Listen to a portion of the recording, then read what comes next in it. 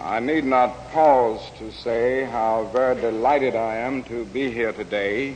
We were excited because someone of his stature, the civil rights leader, he was a national figure, an international figure, coming to Ohio Northern University. It really educated us, I think, in terms of the evils of segregation, and I think he turned a lot of minds on that day.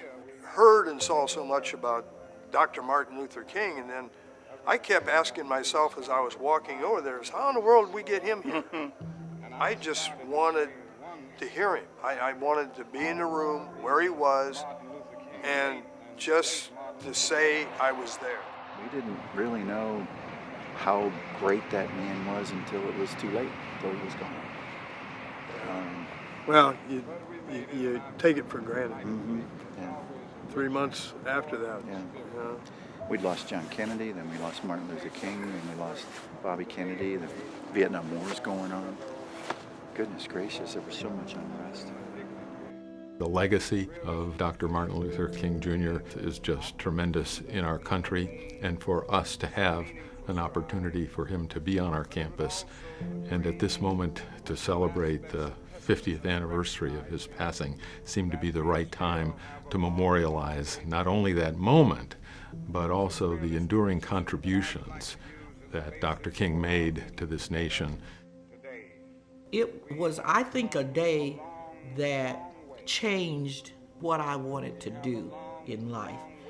He was saying we can no longer sit back. Each and every one of us have a responsibility to carry the torch. To know that he chose to get involved and help the civil rights struggle was kind of big to me.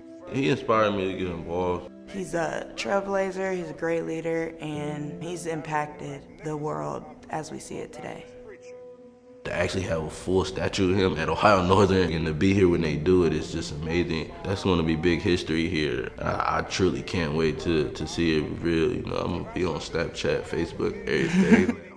Just being a part of this historical moment, something that I'm able to tell my children and bring them back, not just because I'm an alumni, but because we now have the statue. To be able to memorialize him here at ONU, it's a pretty big thing. It'll be a reminder of our enduring commitment to the values that Dr. King has stood for. And I hope that it will spur us to try to keep working hard on the issues of equality and justice, particularly at this moment in time when some of those issues have frayed a bit, and we need to come together in so many important ways.